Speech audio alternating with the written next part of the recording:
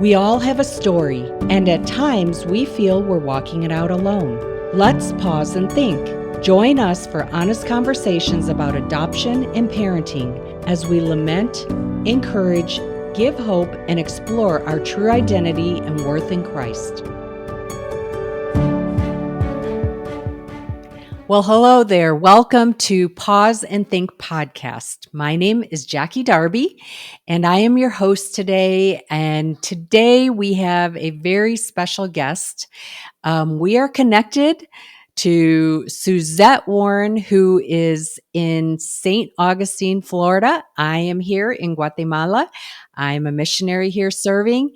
And we're just going to have a great conversation regarding adoption, our identity and worth in Christ, and talk about their wonderful, beautiful, amazing story of adoption. So I want to say hi to Suzette Warren. Suzette is a missionary, has been a missionary since 1991 with her husband, Ronnie, of 42 years. So, wow, 42 years.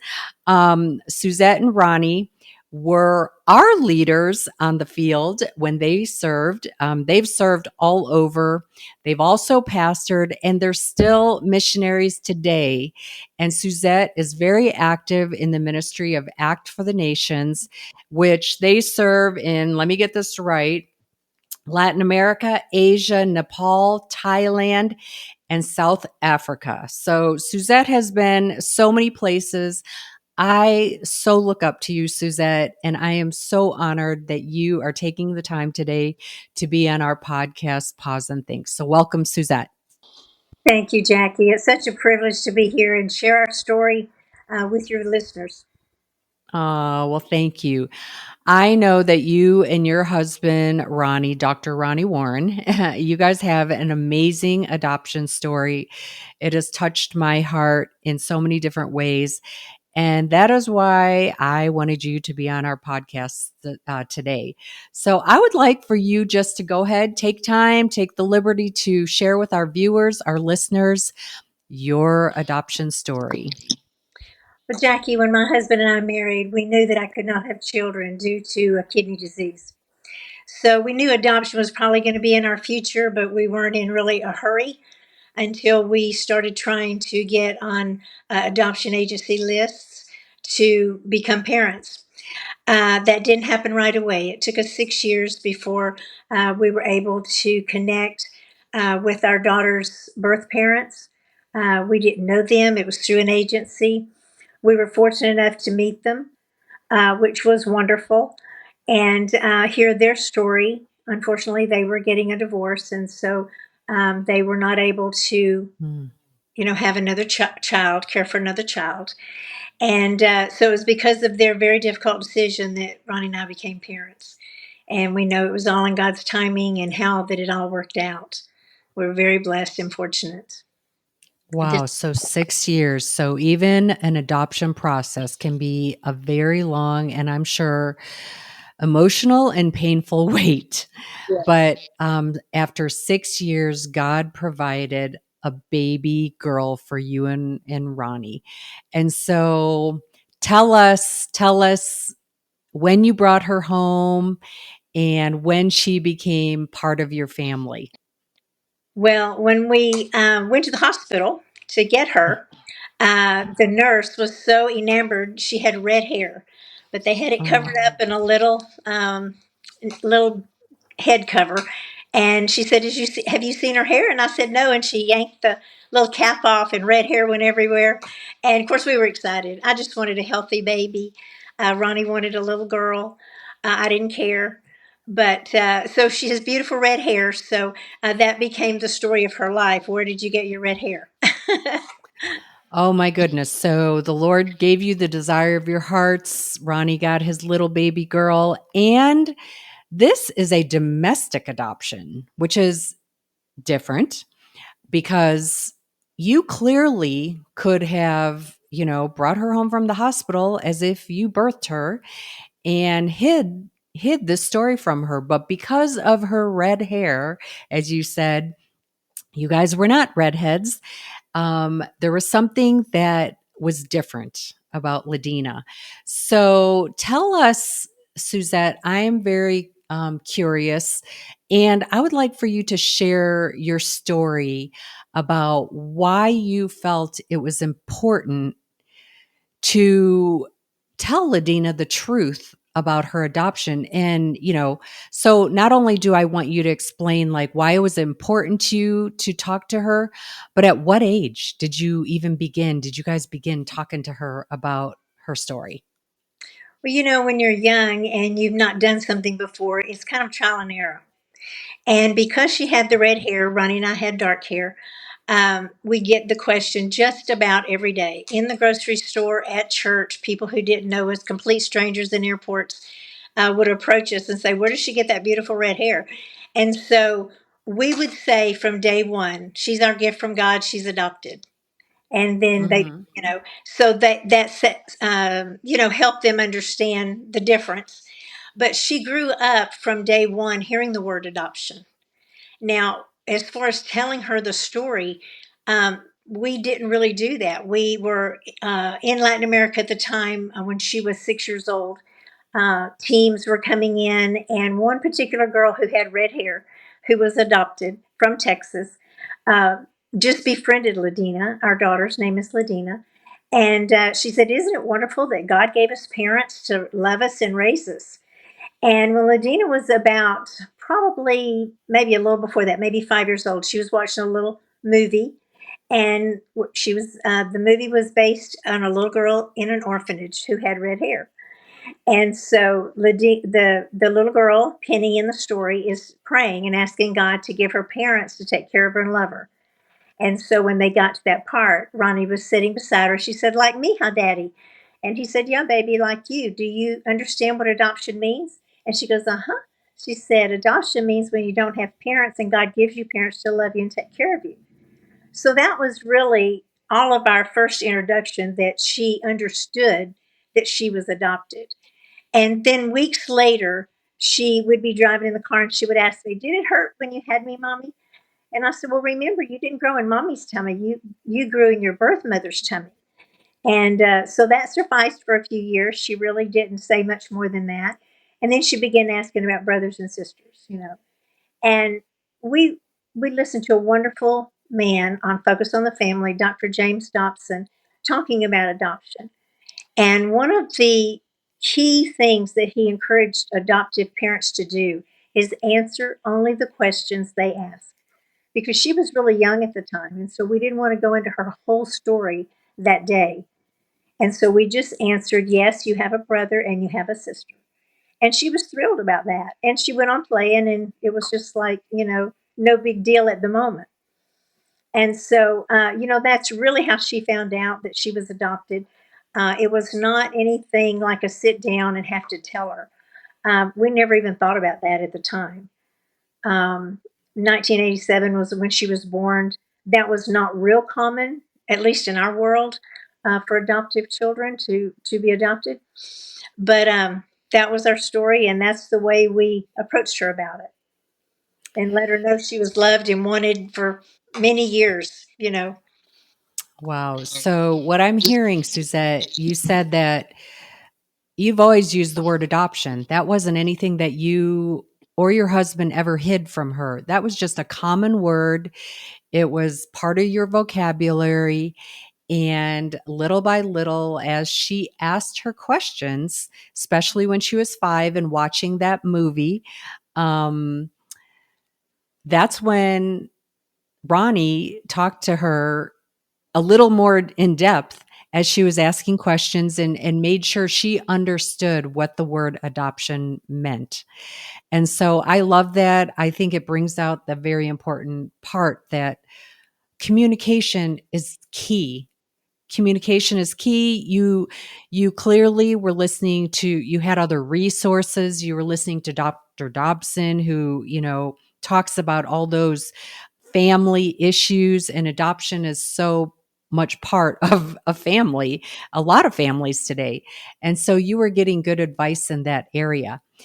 Okay, so which would bring me, you guys are the parents, and just like any child, I'm sure You had your moments in child raising, but were there ever any was there any specific time in raising Ladina that you felt like you guys were really walking through some struggles that might have been connected to her adoption, or did she uh show any signs like that you guys were just facing some things regarding adoption, that she might have been struggling, or that you guys were struggling as parents? Yes, absolutely. We live in a real world, and so this is what happened, and this was the course that she took as far as not realizing it. I don't think. One good thing was that when we would tell people she's adopted, they were excited. So she never got a really negative feel about adoption until about junior high. And when she entered junior high, something I don't know happened, and she began to just get angry like a real short fuse. And I don't think it was just the red hair. Everybody kind of puts that on redheads, that they just have a temper. She didn't up until junior high, and it was she just didn't. And she would tell me, we would talk about it. She said, "I don't know why I'm angry. I'm just mad." And so after a while, we began to realize that it was probably the sense of loss that she felt, because, when what I understand is when the baby's in the womb, they hear their mother's voice, singing to them, whatever, whatever's going on, maybe screaming and yelling. If the parents are getting a divorce, I wasn't there, I don't know. But certainly she felt something was different, but she couldn't communicate it at junior high. She didn't really realize what it was. And so we sought counseling. Unfortunately, it wasn't a positive experience for her, so she never wanted to Mm, go back. But through the years, she's understood. High school, she began to understand that she was blessed to travel. I would hear her talk to other people, and she'd say, we've traveled all over Latin America, and I know Spanish, and she was real proud of that. And it was a positive thing for her, but certainly the anger, probably, I would say a good 3, maybe 4 years that we dealt with that, mm. and because Ronnie and I don't have that, we're not angry people, or we don't, um, really exhibit that. Frustration, yes, but I mean, the type of anger she was feeling was on the inside, and she knew it, and we would pray about it. I would just counsel her to just, "Let me hear you, speak to me, talk it out with me." And so we Mm, had many hours of talking it through. And sometimes it was rough because there's tears. She didn't understand. mm. I didn't really understand at the time. This is our first adoption, of course. And so I wasn't prepared for that. But we learned, just listening to her and hearing her out and acknowledging that she felt anger over whatever, you know. And that is such an important point, Suzette, that you validated her emotions. Yes, yes. You validated her anger. And even though it was really rough on you guys as parents, you spent lots of time communicating and not avoiding those really hard conversations. And I think that's so important for the parent to understand that it's not easy. Raising even biological kids, it's not easy. And there are emotions and situations you face. And in Ladina's case, she was having these anger issues, and you were trying to figure out how to work through them with her. But what I'm hearing is that you took time, you didn't shy away from it, you hit it head on, you communicated with your daughter, and it was helpful to her, even though maybe she wasn't able to express it, and maybe you didn't understand because this was your one and only daughter. And so, but you didn't ignore it, you didn't sweep it under the rug, you faced it. Which brings me to the point in your story that there came a point in time that she brought up a subject about her biological mom. And can you tell the listeners, the viewers, about that time and what that led into? Just about her asking about her biological mom. Yeah, when she was in high school, she was probably about a year from graduating. She was probably a junior in high school. And she came to us and she said, I really would like a special gift for my graduation, my high school graduation. And we're parents, whatever you want. It's your graduation. We'll get you whatever you want. And the answer was she wanted to find her biological mother. Also, family, brothers and sisters. She wanted to know them. So that was a surprise, and I said, we'll do whatever we can to help you find them. Because another thing that I learned from Dr. James Dobson is that inside every adoptive child, there is a place in their heart for their biological family. They won't understand it until they get a little older, but they know something is different. And it was her desire to be able to find her mother and have her there at her graduation. So, Wow. And Suzette, I know that there is another interesting, I don't want to say twist, but another very interesting chapter of your life personally of why you understood a little better her yearning, her desire to know who her biological mom was. Can you tell us about that? Maybe I would say we're going to back up a little bit and tell that part of your story about your personal family. sure. Well, when I was born, I have an older sister, and our mother passed away at the age of 29. Um, I was only 8 years old, so I didn't understand everything. Later, I found out that she was adopted. And through some unfortunate situation, her mother had to give her up for adoption. She had two older brothers, and she found the older brother, but there was one brother that she did not find. And my dad said she searched every town in Texas where we lived. She thought she knew the last name, which she didn't. That was her older brother's name, but her younger brother had also been adopted. And so she searched and searched to find her brother and did not. Um, so when she passed away, that was not fulfilled for her. And as a Mm. child growing up with that story, I did not want Ladina to have to go through searching for years and years and maybe never finding her biological family. Back then, when my mother was adopted, it's called a closed adoption, so you couldn't get very much information at all. Now we have the internet and it's a little bit easier. But so having my mom go through that and realizing that the brother she never found only lived 6 miles from us, Oh, found out later, but she didn't know.